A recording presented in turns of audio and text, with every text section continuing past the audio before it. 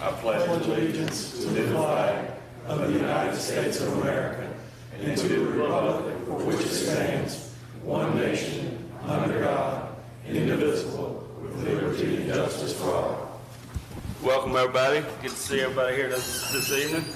We'll open the meeting with the approval of the minutes from our August 27th meeting. Are there any corrections, questions, changes? No? All right. Not those will be approved as submitted. Mr. Warner, report of the town manager. Thank you, Mayor Black, members of council. A few items of note tonight. Just wanted to remind everybody that Centerfest will take place on Saturday, September 21st. This event is presented by the Central Virginia Business Coalition. The Planning Commission is preparing to release a citizen survey regarding the update to the town's comprehensive plan. And coincidentally, they will be sponsoring an informational booth at Centerfest. And there will also be a website dedicated to the process as well to give folks as many opportunities as possible to comment on that process. I want to remind everyone that Fall Cleanup Week is scheduled for October 7th through 11th. Citizens are asked to refrain from putting items out further than the week prior to the event. And also want to give you an update on the middle school project. Dave McCormick called last week. He advised that he is meeting with his leasing agents for the apartment use within the next week or so and should be announcing pre-leasing activity for that here in the next month or so. And that concludes my report. Be happy to answer any questions you have. Anybody got any questions for Mr. Warner? No. All right. Thank you. Appearances before council. We have two this evening. If you would, you give your name and your address for the record. The first is Brandon Palmer.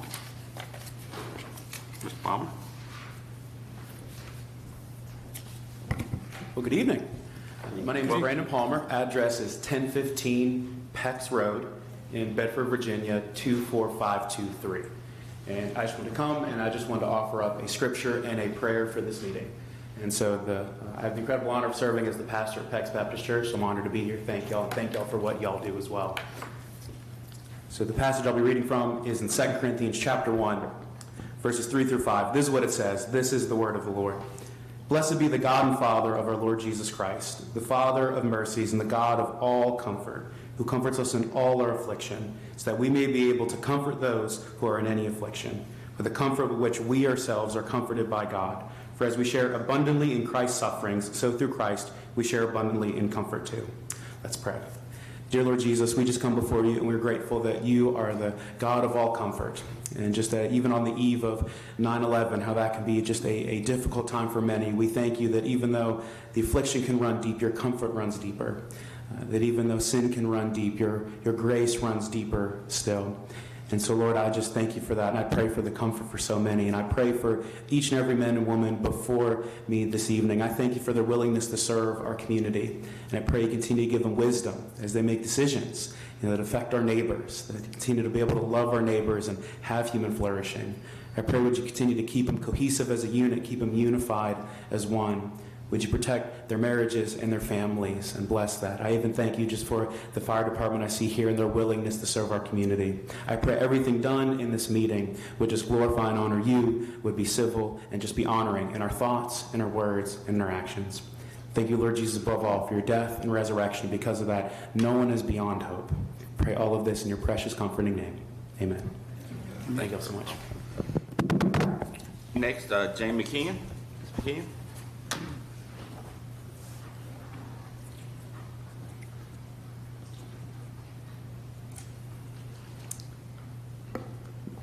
Good evening. Jane McKeon, 112 Peak Lane Court. I was asked to read a short statement on behalf of Mrs. Sandra Patrick in her absence. This is her written statement. She says, first, I would like to thank Mayor Black for addressing this matter last year when he sent out a crew to adjust a catch basin at the end of the road culvert. They cleaned out the sediment and filled it in, and then they added rock. However, that fix did not help the problem. So I would like to ask assistance of Town Council once again regarding the culverts and proper storm water drainage on the upper section of North Branch Road, causing ongoing flooding and erosion to my property. This is the 2nd time that I have reported this issue, and hopefully the last. She goes on to say, North Branch Road lacks the proper grading, culverts, and outlets to keep the stormwater moving out of the proper drainage areas. Instead, the stormwater flows onto my lot from both sides of North Branch Road and has made a path under my fence and through my backyard, causing significant flooding and erosion to the point that it's now rusting out my underground gas tank, which poses a serious safety and environmental concern to me and my home. The way things are now, I am unable to landscape or to enjoy my backyard due to this ongoing flooding and erosion. So again, would you kindly advise and dispatch the current Bedford Director of Engineering to inspect the easement, grade, and water flow on Northbridge Road as it pertains to my home?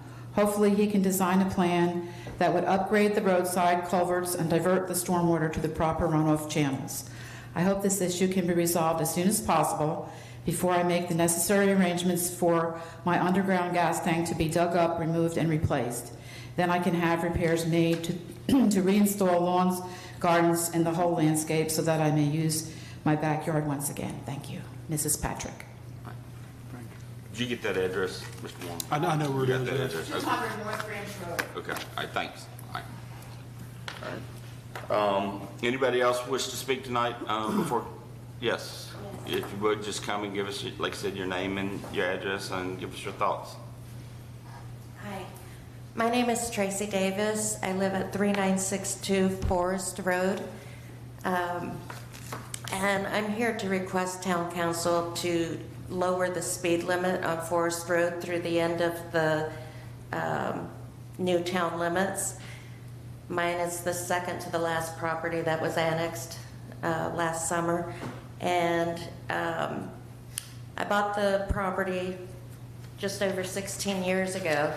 When I bought the property, it was what I would have considered a small country road, you know, then without a lot of traffic. I mean, literally in 2008, 2009, 2010, I rarely heard a vehicle go on 221 after 9 p.m. It's nonstop now. And back in summer of 2011, you guys might recall that that VDOT widened the road, made the lanes wider, gave it a little bit of an edge on the side of the lanes. And when that change occurred, truckers started using Route 221. All the Frito-Lay trucks coming out of Forest or Lynchburg in that area, many trucks, the tanker trucks, just lots more traffic for a lot of different reasons.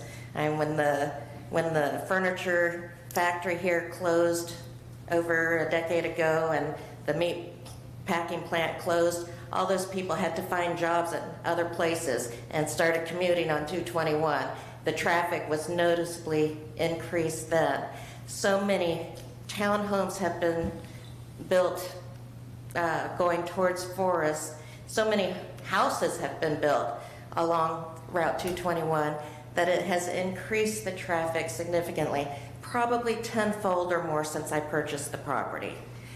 So when there was very little traffic, 55 miles an hour may have been safe, but with the traffic that there is now and the heavier vehicles that drive on the road, it's no longer safe.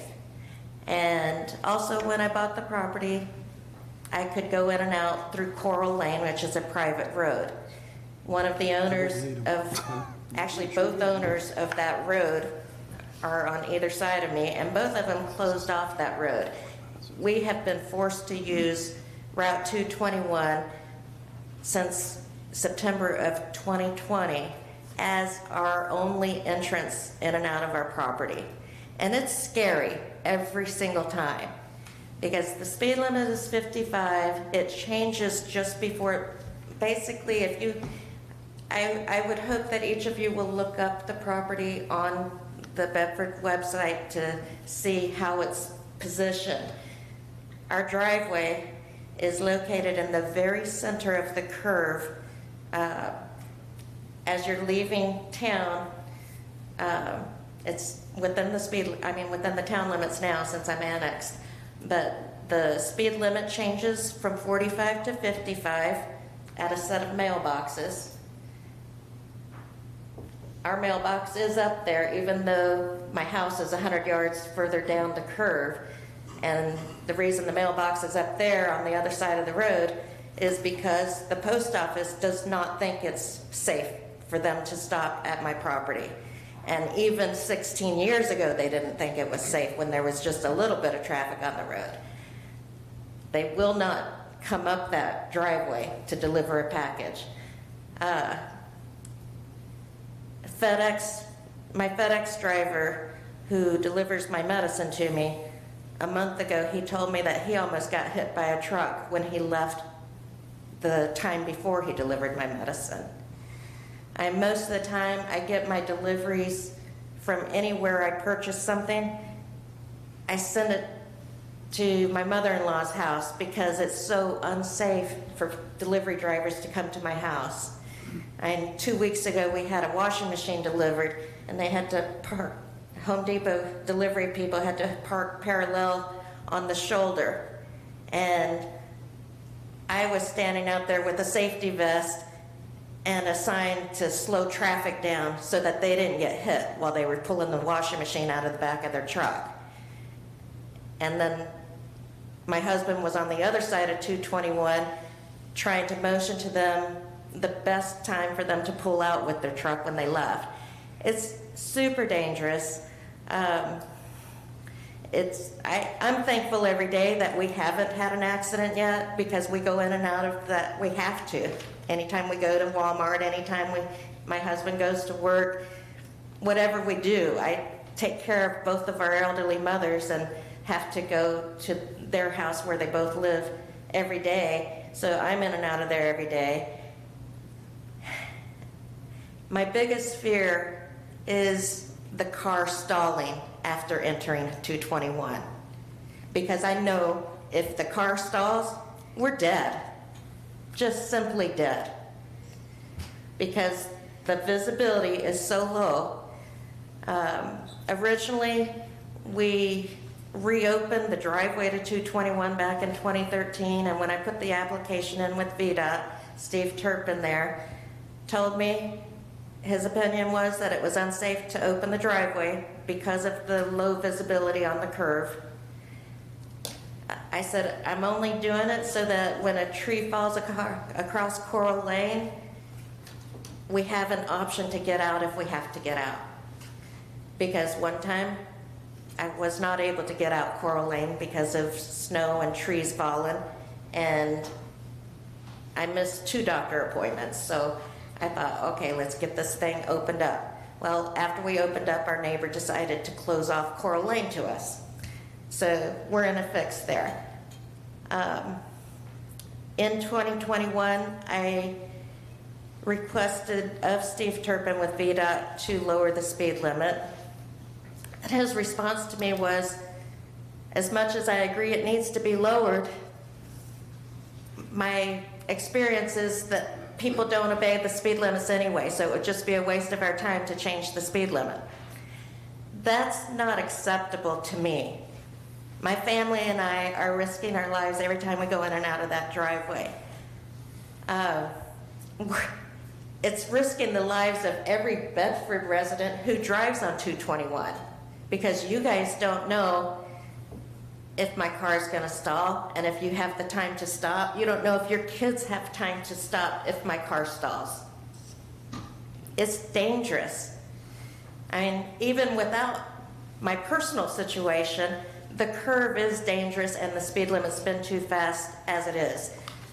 Back in 2017, there was a wreck at the river. Little Otter River is on that same curve and is less than 100 yards from my driveway. And in 2017, you guys, well, I know some of you all remember, the fire department had to come with fire trucks to extract somebody from a vehicle that went off the road and down the hill from there, and they drove that injured person up to our mailboxes at the top of the curve, where there was a helicopter waiting to take them to a hospital. So I know some of y'all have to have been there. Back, let's see, another accident that happened was either 2021 or 2022. It was wintertime. And I did not hear this accident, but the day after it happened, an attorney knocked on our door to see if I had heard it or witnessed it. And also down by the river, a vehicle had gone off the road and down the hill, and the attorney told me that there was a teenage boy fighting for his life at Lynchburg General that was in a coma because they lost control on the curve. Less than 2 months ago, a military vehicle lost control and went into the guardrail. And the police, the Bedford police were there, so that should be on record. And the military man told me, because I went down, I asked him, can you tell me what happened? He says, yes, ma'am, I lost control of the vehicle and it went into the guardrail. And he said, thankfully, there wasn't another vehicle involved. And he was okay. But we have seen numerous vehicles go off the road. I believe it was December and January of 2020, well, December 2021 and January 2022. The guardrail that ends right at our driveway got hit 3 different times in less than 2 months. And one of those times I actually witnessed it. And the state police were there, and the driver knew one of the police officers or the troopers, and that was not recorded according to VDOT. VDOT told me it cost $40,000 for the repair, and that person who hit it should have paid for the repair, and it didn't happen because there was no record of it. But obviously it happened because they had to repair it. What we can do is we can refer that to our Public Safety Committee to review. Yeah, because my and take that understanding out. is that town council has the authority to make a change to the speed limit. And I have talked to Mr. Warner, and he agrees that it needs to be changed, at least a year and 3 months ago when we talked about it. Public Safety Committee has discussed Yeah, we this. have I mean, discussed it. and I think Maybe we've we need heard to your take it up. concerns. Yeah, Okay. or we can take that up Yeah. again. I know we got one coming in a couple weeks, so we can just Okay, cool. revisit that one more time and, yeah, and go from there. Okay. Yeah, I would say also Mike Waldo of Public Works thinks it should be changed. And Jared Thompson actually came out to the driveway to see himself, and he said that I could use his name to say that he backs it being changed. Okay. And obviously, you guys need to move on, so I'm going to say what I personally think should happen is that you guys, that your safety committee, or whoever makes the decision ultimately, needs to look at the heaviest vehicle that legally can be on the road, which is a tanker filled with diesel, 80,000 pounds. And look at the stopping time or the stopping distance for one of those to safely come to a stop should my car stall and they come around the curve and have to react. What I looked up before I came here is that the reaction time and braking time or braking distance would be 169 feet for an 80,000 pound vehicle going 40 miles per hour. I downloaded an app to measure the distance of the visibility from my driveway, and it is approximately 155 feet. So going by that, and that's in optimum conditions, that's not a wet road or an icy road. So going by that, I would say 35 miles an hour would be the safe option. And that's not unreasonable for a town limit. And most of Forest Road is 35 miles per hour up until just a few hundred yards of that. All right. So, Thank you for bringing that to our attention, Ms. Davis. Thank you. Appreciate that. Thank you. Anybody else? All right, next item is council comments. Mr. Upnight? No? Mr. Carson? Just want to say thank you for that prayer. Thank you once again for bringing that back to our attention again. And Mr. Stevens, I gotta say, it's good to see you. The last time that I saw you, you was putting on a fire demonstration for cop camp up at Susie Gibson. So that's been a little while, but it's good to see you. Actually, it's good to see all of you. That's all I got. Just want to thank everybody coming tonight, thank the fire department being here, and I too want to thank Mr. Palmer for coming and giving that prayer. I'm a firm believer in the power of prayer, and when you have the Lord on your side, you can't go wrong. And I could sit here and say a few stories about Mr. Stevens there, but he can say a few about me, so I will pass on. We appreciate the prayer tonight. Love seeing all the firefighters. I hope we don't have a fire here in town anytime soon. But you guys do a great job, and we appreciate you, all volunteers and the professional staff. Thank you all for being here. Thank y'all. Yeah, real quickly, you know, tomorrow is 9/11, so it is appropriate that we're going to recognize one here in a little bit, one of our most distinguished volunteer fire department members. So thank you to all you guys and gals. You know, you are a true testament to public service in this community, and we appreciate every bit of work you all put in on behalf of our citizens. We can never say it enough. We know it's a challenging job, and as this community grows, we're probably giving you more and more work to take on, but we know you are up to the task, and we greatly appreciate it, and I look forward to recognizing Mr. Stevens here in just a few minutes. Next item, report of council committees. Let's see, we've had a couple of rate study RFP committee. So CJ, you want to? I mean, not a whole lot we can talk Not about. much we can say. Yesterday afternoon and this afternoon, we had the RFP Selection Committee meeting. Both were in closed session. We interviewed two firms that are interested in doing an electric utility rate study for the town. We're still in discussions, have more questions to ask, so would hope we would make a decision pretty soon. And that's all I can say at this time. All right. And then we also had an electric committee meeting Monday. Bruce, you want to talk about any of the highlights of that, or? I don't think we had too many highlights of that since we were talking. I don't really think we had much we can say. Okay. All right. Next item is revisions to agenda. We have one item to add, which is a resolution for the CDBG Community Revitalization Project, which is the Phase 2 grant application for the Hilltop community. So we need to add that under last item under.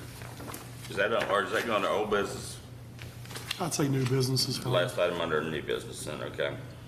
All right, and then anything else, Mr. Warner, we need to add this evening? Okay. Anybody else got anything?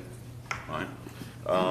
Next, we'll move into the public hearing for the reappropriation of funds from outstanding fiscal year 2024 purchase orders. Mr. Warner.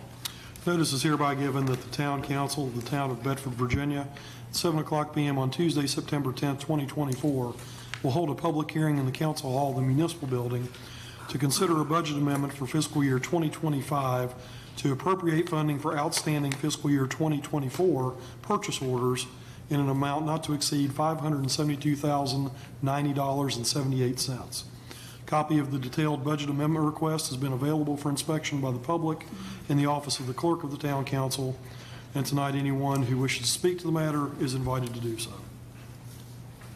All right, I'll open the public hearing on the fiscal year 2024 purchase order rollovers. Anybody wish to speak? No? All right, I'll close the public hearing.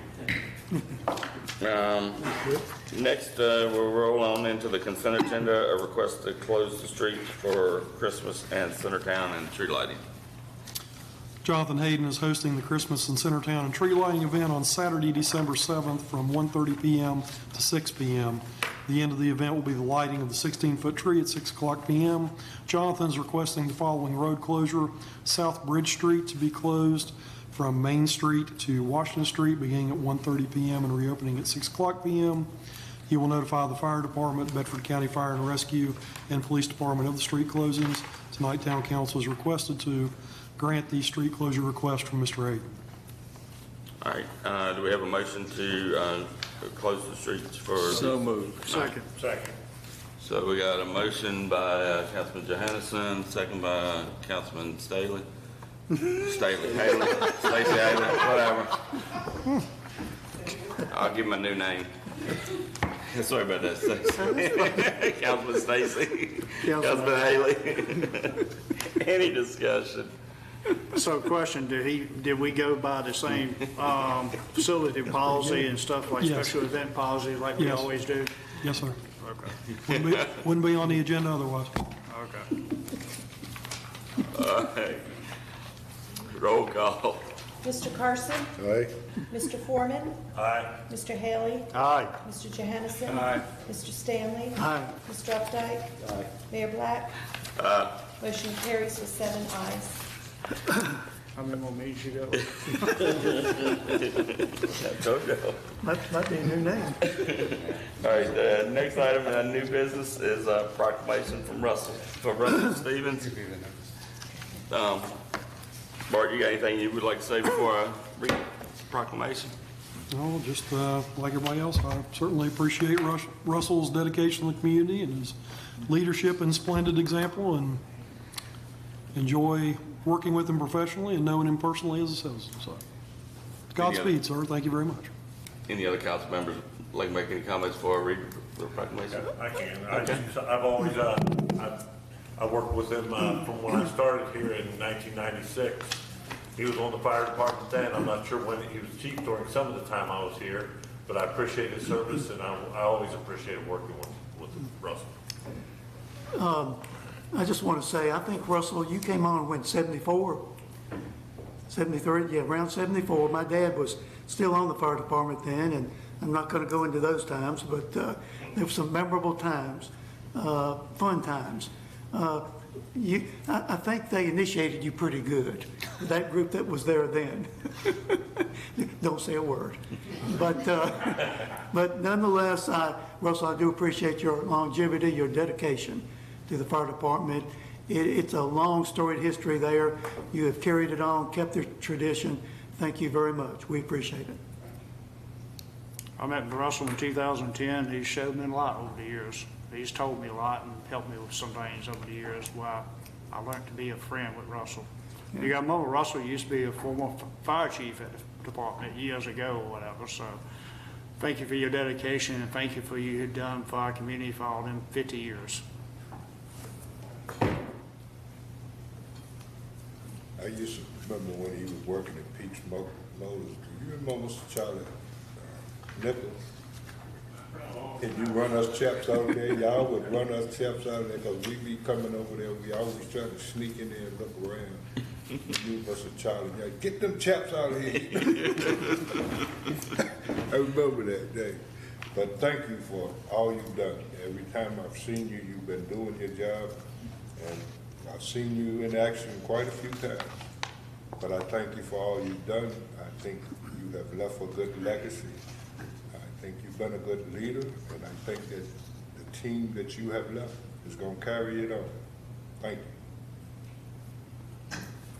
Yeah, I forgot what the details were and specifically what fire it was, but years ago when I was policing here in the city of Bedford, had sent me to the Forensic Science Academy, and arson investigation was part of the instruction there. And Had your shop up the top of Brooks Hill, and we were sitting there talking about any number of things, and then a recent fire came up, and I had an idea of, why something like that might have happened, based on my training, and but the more we talked with Russell's experience and training, it's like, oh yeah, that's right. Oh, that's right. Yeah, that's right. By the time it was over, I had a 180-degree difference on the opinion on why that thing happened, because this man was a wealth of knowledge way back then. So, appreciate you, sir.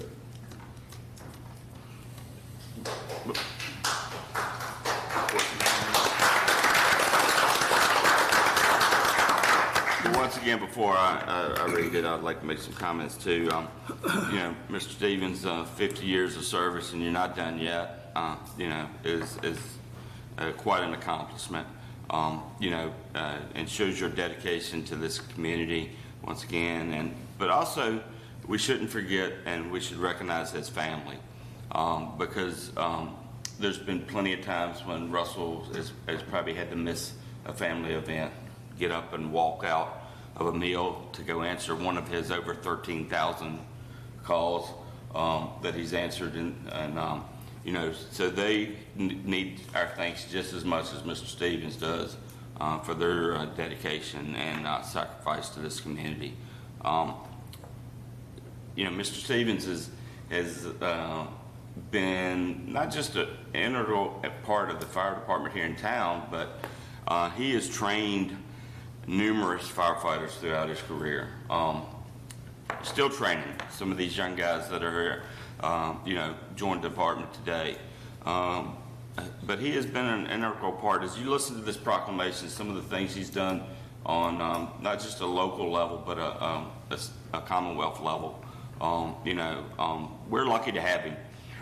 We're really lucky to have him in our community, just as we're lucky to have all these men and women that have been dedicated over the years to protecting our citizens and our businesses and serving us from, and I heard some stories, when I went down to the fire department when they recognized, and some of the stories that how Russell just has reached out to people who are in some of their, toughest moments. They've lost their house, or they've been in a family member been in a major accident, and how he has just comforted them. And we should all be thankful and look up to and strive to be a servant to this community as Mr. Stevens has been. So with that, I'll try not to stumble over all these words, Mr. Stevens. Deborah said she was going to put it a little larger, but she still didn't put it large enough where I don't have to put my glasses. I noticed that. So I'm going to read this, and then I'm going to present you a framed copy of it, and also a gift of a token of our appreciation from the town. Okay. So whereas Russell Stevens has served with distinction as a member of the Bedford Volunteer Fire Company since July 11th, 1974, and whereas Mr. Stevens has faithfully served as Lieutenant, Captain, Assistant Chief, Deputy Chief, and Chief of the Department, and whereas Russell Stevens has demonstrated a passion for training that has directly benefited many fire and emergency medical service providers, not only in the town of Bedford and county, but throughout the entire Commonwealth of Virginia. And whereas during his tenure, he has responded to over 13,000 emergency calls for service. And whereas Russell Stevens was working as a mechanic for Peaks Motors when he first joined the company and made a career for himself as a self-employed mechanic, which allowed him to respond to almost every run during his tenure with the Bedford Volunteer Fire Company. And whereas Mr. Stevens has devoted countless hours to the community, not only through his responses to emergencies, but also as a member of numerous committees with a focus on improving the fire service for the community. And whereas he and several other Bedford firemen were instrumental in the creation of an annual county-wide Firefighter One program in the mid-1990s, which remains as a resource to the county's 12 existing volunteer companies. And whereas Russell Stevens has been a lifelong student of the fire service, as evidenced by the fact that he was one of the area's first firefighters to become a certified emergency medical technician in 1980, and his return to college in 1987, where he ultimately completed an associate's degree in fire science. Whereas Mr. Stevens has served for many years as an adjunct instructor for the Virginia Department of Fire Programs, where he continues to pass on his knowledge to newer generations of firefighters. And whereas he has conducted his affairs with great personal humility, acknowledging frequently that he has been happy to serve wherever the company has needed him. Now therefore be it proclaimed that the town of Bedford recognizes Russell Stevens for his tireless efforts and contributions to our community, and celebrates the 50th anniversary of his association with the Bedford Volunteer Fire Company. In witness whereof, I have hereunto set my hand and caused the seal of the town of Bedford to be affixed this 10th day, September 2024. Mr. Stevens, if you would come up, please, and I'll present this to you.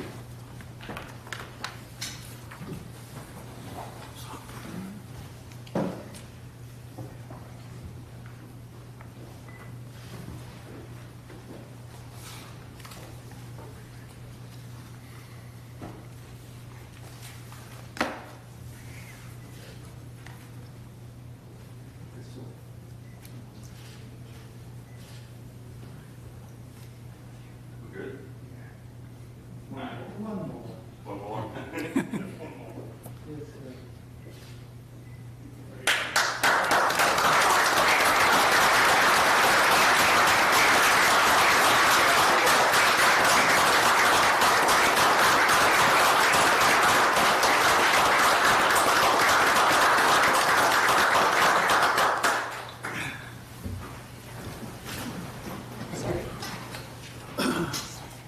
I know you guys got a meeting, so if y'all needed to leave, you're more welcome. We hate to leave, but we have a lot to get done. Always on the go. We appreciate you all. Thank you. Thank you. I want to best picture the singer, Russell. Thank you. Thank you.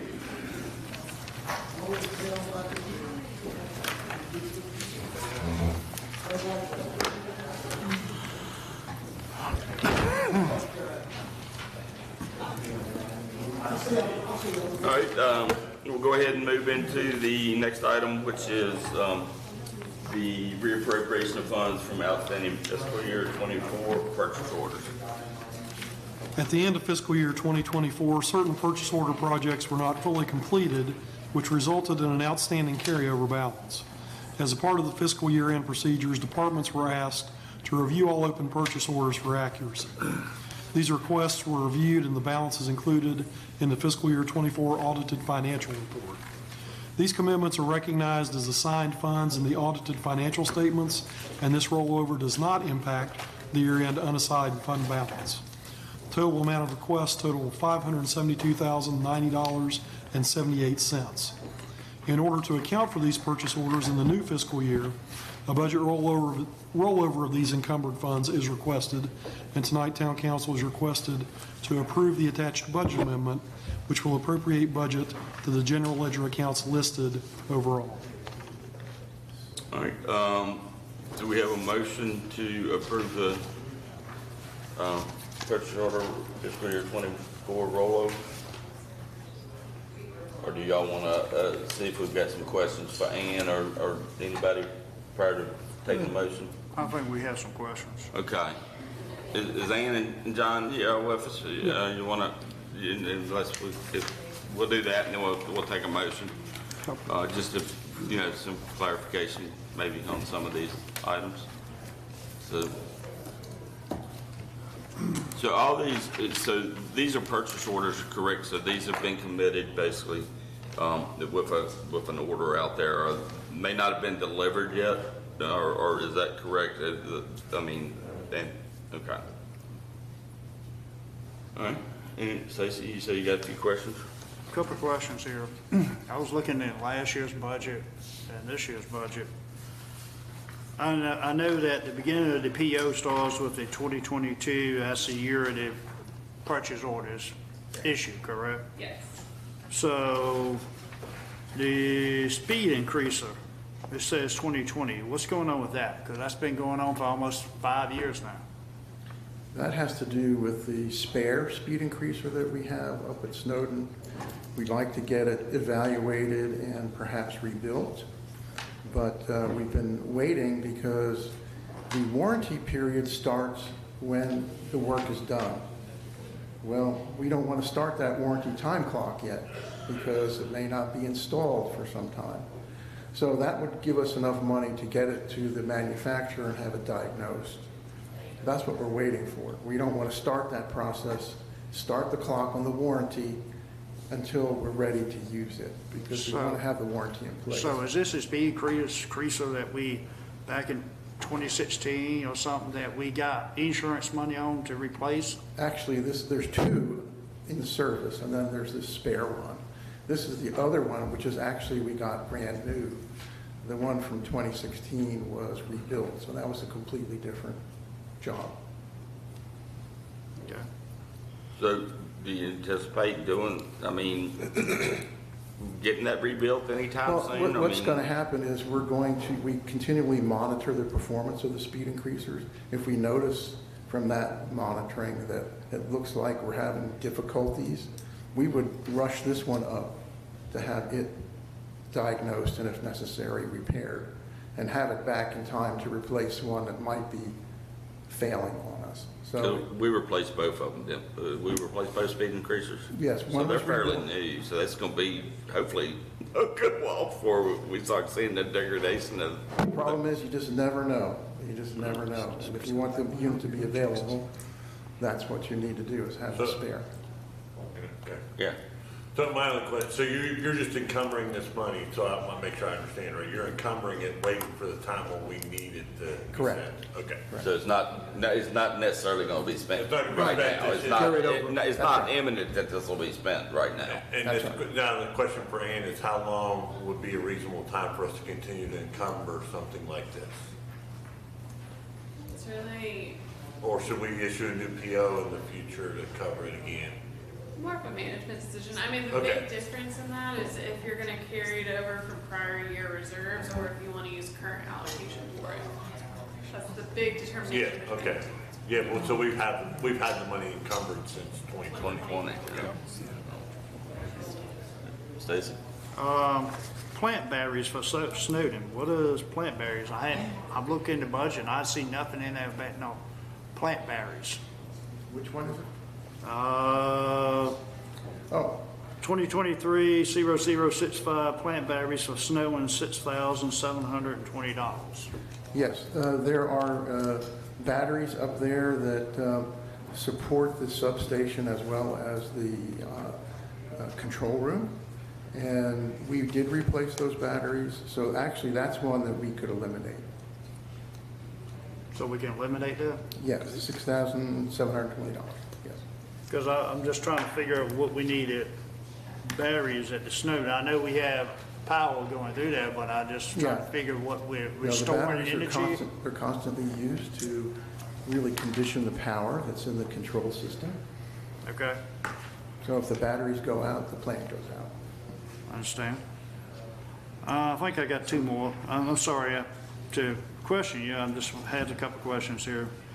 Hydro plant generator, $74,436. Okay, What do we need a generator for? That is not for the generator. That, if you could read the rest of the sentence, it says roof for generator room. So that's the roof that's actually being replaced right now. And so that will be spent within a month or so. Okay, so this is a roof replacement, not for the $40,000 generator we budgeted. No, it's a roof replacement, and the rest of the sentence says generator room roof replacement. All right. Okay, it just said hydro plant generator. That's what it said on the lines. That's why I was asking that question. So is that a firm number on that? Is that based on their Yes. bid and stuff? So Yes, that's we did firm have number. some minor change orders, like $1,500 for drains Okay. and things, but All right. nothing That's significant. that's not a partial payment on the contract. It pretty much gets the job done. Yeah, they're not quite finished yet, so. Right. Okay. And one other question. Mercy worked on Snowden, so does that fall under the same thing as roof, or is that something different? No, that's not the roof. That we had in place because we had an issue with the control system, and we had to get support up there to get it replaced, repaired.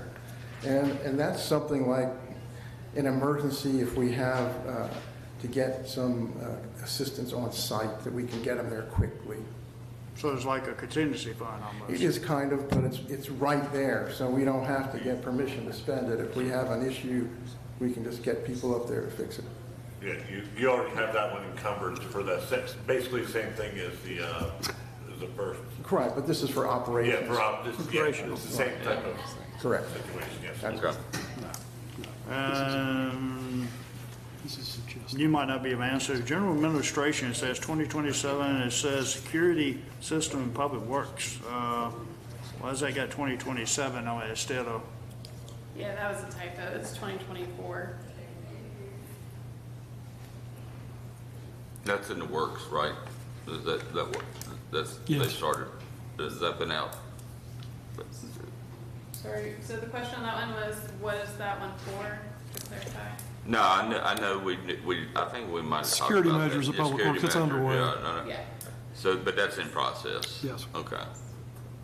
I think that was timing mostly. We issued that in June because the new public works director didn't come in until the end, May, early June.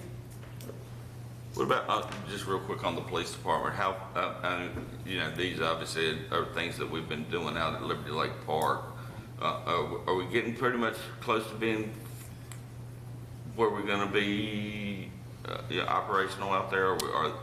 Yeah, or there's you see a bunch some, more, Bart, that's still gotta be done? there were some internet network issues out there that we had not anticipated. That's been the biggest holdup. Okay. But from a, I guess, Occupancy standpoint, we're close. I couldn't give you a precise date, but we're Okay, but you don't see a whole lot more than what we're kind of rolling over this and get us close to being fit. I mean, unexpected things, I get. And then we'll have to take a look at the roof of that building at some point, but not right now. So, Mr. Wagner, I got 3 more questions. Bear with me. Pole replacement, are we, that wooden poles, metal poles, or what's going on with that? That's very current. That is the wooden pole down by Orange Street. It's going to be replaced with a metal pole. So Okay. that's the cost of the metal pole. One thing has meter and equipment, $2,900, and then it said, where it said meter reading equipment, $2,100. So Yeah, is that the same, Diane, is that No, different? it's actually 2 different things. The metering equipment is a backup system for our meter reading equipment, which is in a truck. And we need that in case the primary system fails. If it fails, we couldn't read meters. So it's an insurance policy that we can be able to do it. And the other one is software. The meter company keeps changing and upgrading their software, and that's a charge for the upgraded software. Okay. Mr. Mayor? I don't think You got it on mine. I think I've covered all. Anybody got any? I'm just going back to the plant batteries for Snowden, John. Are the current ones okay? I Well, mean, we just replaced them. Okay. So this was the money that's left over. I got you. Battery Okay, replacement. good. Yeah. That's all I've got.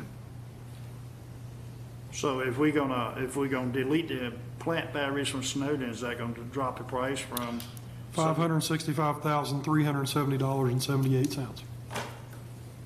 Yeah, just. You're on top of it, Yeah, thank you. so, yeah. why you pay me just the big make it- bucks. Just make, is anybody, Bob, Darrell, you got it? Good. All right, so we just need a motion to approve the purchase orders outstanding less the $6,720 for the plant batteries for Snowden. So All right, so we got a motion from Councilman Updike. Second. Second from Councilman Haley. Any further discussion or questions? All right, roll call. Mr. Foreman, Aye. Mr. Haley, Aye. Mr. Johansson, Mr. Stanley, Aye. Mr. Updike, Aye. Mr. Carson, Mayor Black. Aye. Motion carries with 7 ayes. All right, and then the next item is the resolution for the CDBG Hilltop Community Revitalization Project. The town began work on the Hilltop Community Revitalization Project as a follow-up implementation strategy to the school-to-school/Bridge Street Revitalization Project. DHCD awarded the town a CDBG grant of $921,983 to rehabilitate and rebuild 13 homes in the Phase 1 area of the Hilltop community in 2022. Town Council authorized submittal of a second Community Development Block Grant, or CDBG, application for the Hilltop community for Phase 2. DHCD has announced that it will award the town the requested funds of $1,071,644 to rehabilitate or rebuild 11 specific houses in the Phase 2 area described in the application over 2 years. On May 28, 2024, Council approved actions to meet DHCD requirements during the contract negotiation period. Those requirements were addressed, and DHCD has since issued the formal contract for the project. Council needs to accept the grant award for the Housing Authority to continue the project and to have staff execute the contract. Tonight, Town Council is requested to adopt the attached resolution to accept the CDBG award and to authorize staff to sign the contract and other related documents that may be required. All right, so we need a motion accepting a Department of Housing and Community Development block grant and authorizing the staff to sign the required documents. So moved. Second. So we got a motion by Councilman Foreman, second by Vice Mayor Stanley. Any discussions? This is obviously, we've talked about this a couple times. This is just finalizing that acceptance of that grant so that Housing and Development Authority can move on to Phase 2 and keep improving properties over there. And keep rehabbing. the Hilltop community. Yep. Yeah. And I just want to say a big thanks to everyone involved, Ms. Zirkle, all the ones that are on the Community Revitalization Committee. I've been a council rep on that for 2 years now, and as I keep saying, it has really been a pleasure to watch how all this has come together. The houses have been renovated, looked 100% better, and this is a very worthwhile project. And continue to support this. Because a lot of work goes into this, and I appreciate it. I just want to say that it helps the community out there, and it helps the people there to look forward to something. I have some friends that benefited from it, and they are very happy with it and pleased with it, and it's exciting for them. All right, roll call. Mr. Haley? Aye. Mr. Johansson? Aye. Mr. Stanley? Aye. Mr. Updike? Aye. Mr. Carson? Aye. Mr. Foreman? Aye. Mayor Black? Aye. Motion carries with 7 ayes. All right, well, there's nothing else. We're adjourned. Wow.